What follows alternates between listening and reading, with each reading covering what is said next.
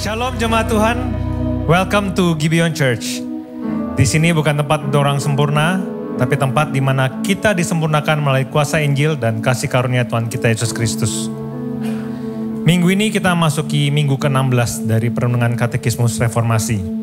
Saya akan membacakan pertanyaannya dan bersama-sama kita membacakan jawaban dan juga ayatnya.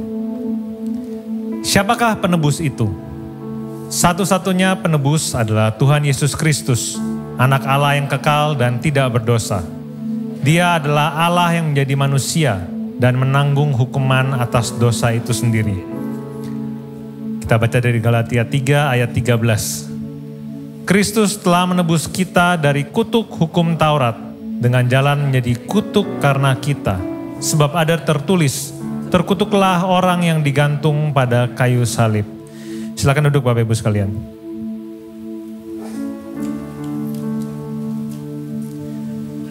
Yang menjadi pusat dari pertanyaan katekismus minggu ini adalah kata penebus.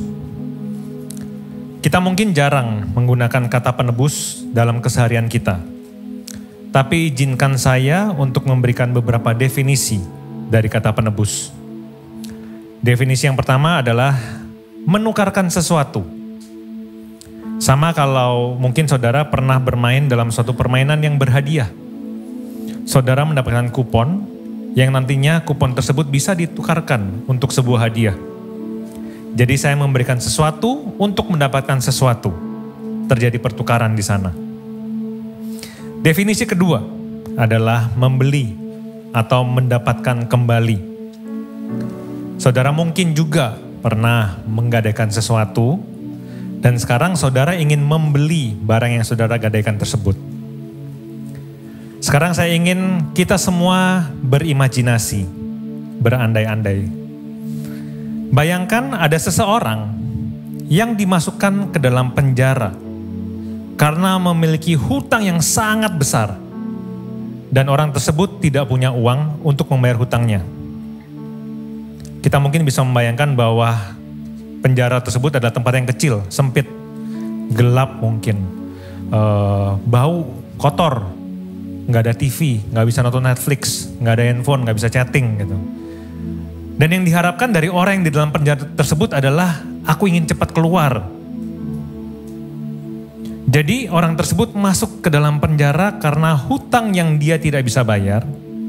Dan cara satu-satunya agar orang tersebut bisa keluar dari dalam penjara adalah dengan membayar hutang tersebut. Tapi pertanyaannya, bagaimana seseorang yang berada di dalam penjara bisa membayar hutangnya kalau nyatanya dia di dalam penjara? Alkitab dengan jelas menggambarkan apa yang menjadi akibat dari dosa. Dosa membuat kita terpisah dari Allah. Dosa membawa kematian. Dosa membuat kita memiliki hutang yang begitu sangat besar yang tidak bisa kita bayar. Tidak bisa kita bayar dengan usaha dan upaya kita sendiri. Kondisi kita akibat dosa, akibat kejatuhan manusia ke dalam dosa. Kita tidak bisa dan selalu gagal dalam mentaati hukum Allah. Dan kita layaknya dihukum karena ketidaktaatan kita. Tidak ada harapan buat kita. Dan maut adalah upah yang harusnya kita terima. Kita semua adalah tahanan dari dosa. Dan untuk kita bisa bebas, kita memerlukan seorang penebus. Ada harga yang harus dibayar untuk kita bisa bebas dari status tahanan tersebut. Harga yang harus dibayar bukan dengan emas ataupun benda-benda berharga.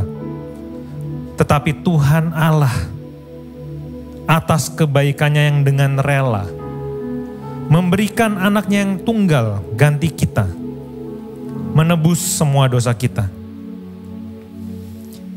Inilah yang telah dilakukan Yesus bagi kita. Dia datang untuk menebus kita dari dosa-dosa kita. Kristus yang taat sepenuhnya kepada Allah. Namun ketaatan Kristus justru membawa dia kepada hukuman. Hukuman di atas salib. Kitalah yang harusnya menerima kutuk dan hukuman kekal itu. namun Kristus ganti kita. Agar di dalam Dia kita dapat menerima berkat termulia, yaitu perkenanan Allah dan kehidupan kekal. Sang penebus membebaskan kita untuk suatu tujuan.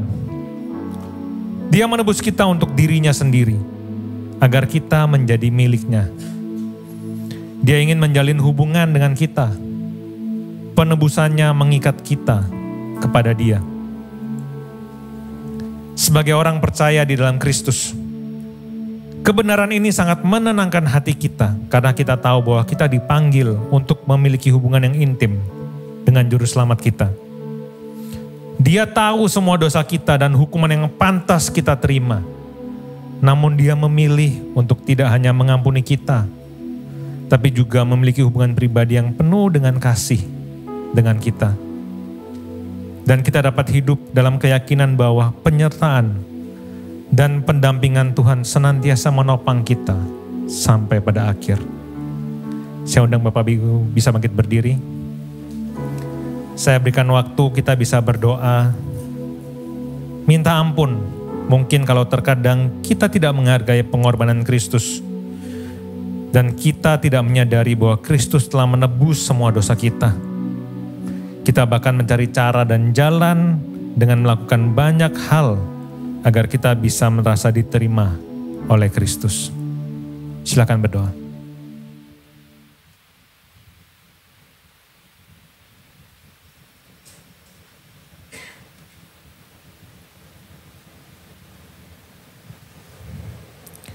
Bapa kami yang di surga, terima kasih karena Engkau telah mengirim putra-Mu, yaitu Yesus, untuk mati bagi dosa-dosa kami, sehingga kami dapat ditebus dan menikmati anugerah hidup yang kekal bersama dengan Engkau. Ampuni kami apabila dalam keseharian kami ini lupa bahwa kami telah ditebus dari dosa kami, dan Kristus menebus kami agar kami bisa lagi dapat memiliki hubungan secara pribadi dengan Sang Pencipta kami. Hanya di dalam nama Tuhan kami Yesus Kristus kami telah berdoa. Amin.